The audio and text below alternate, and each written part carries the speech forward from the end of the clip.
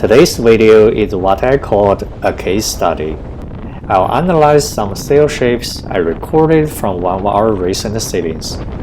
If you watched the first video of this season, you know the primary goal I want to achieve is to improve the skills of sail trimming, specifically how to set up the proper sail shapes according to the circumstance.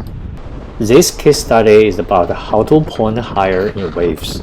Wind was 20 to 25 knots with a gust of 30 knots. Choppy sea. The target was upwind across the Golden Gate Bridge, with the max flood current into the gate a little over 2 knots against the sailing direction. We were sailing Beneteau 38.1 with in-mast furling main and furling jib. With 25 knot wind, the boat accelerated to 8 knots with heavily reefed main and jib in just a few seconds. However, it had trouble pointing in the waves with lots of leeway. This video is a little bit long, so I split it into two parts. Part 1 covers the basics, including what's a proper sail shape for both pointing and speed in strong wind. Part 2 is about why this sail shape failed to point high in waves with wind around 25 knots, and what kind of adjustment could be done to fix the problem. Sailing across the Golden Gate Bridge is a classic upwind sailing. We foot first, reach the max speed, then point. The higher the average VMG velocity made good, the faster we could reach the bridge with less tax. As a new sailor, I found I'm facing 3 challenges to achieve the better sail trimming. Number 1 is the theoretical knowledge. First, I need to familiarize myself with what sail shapes are good for what conditions. In this particular case with wind 20 plus knot, I put on the second reef and furled the jib to a small size. By the way, I'm always on the safe side in terms of reefing. Generally, flatter sail with less draft, more twist on the upper leach in stronger wind.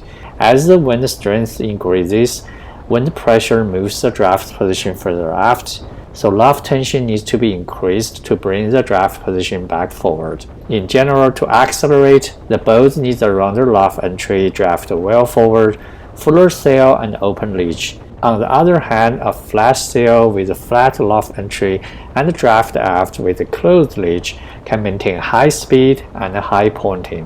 When the waves are thrown into the equation, a slightly fuller sail is needed to power through the waves. Easing the sheet a little makes the bottom part of sail slightly fuller and bear off a couple of degrees. When the sail ages like this one, its draft moves aft, making the aft part of the sail fuller and a hooked leach. A higher luff tension is needed to pull the draft forward. Last but not least, both Katie and I are not very accurate helmsmen, especially in waves. We need a wider groove as a rounder luff entry to maintain the proper sail trim. The second challenge is how I could achieve the proper sail shape on any particular boat. Different boats have different sail plans, riggings, etc., etc. For example, 2 of the boats I've sailed have no travelers. One has in-mast furling main, none of them have conning hand. Only one boat has adjustable backstay, but I don't know how to use it. Unless the boat is a full-blown racing boat, there is always a limitation. What can be done? The last challenge is how would I know my sail shape is properly set and the sail trim is correct. The simplest way is using the luff and leach telltales preferred on both jib and main, from bottom to top. However, the reality as usual throws the curveball. A furled jib loses its telltales, and in-mast furling main has neither telltales nor battens.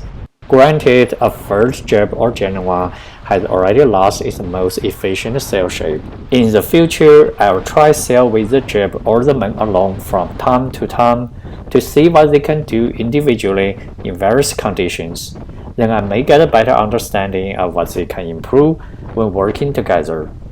Basically, it takes a lot of trial and error to find out what's the best to your own boat in different conditions.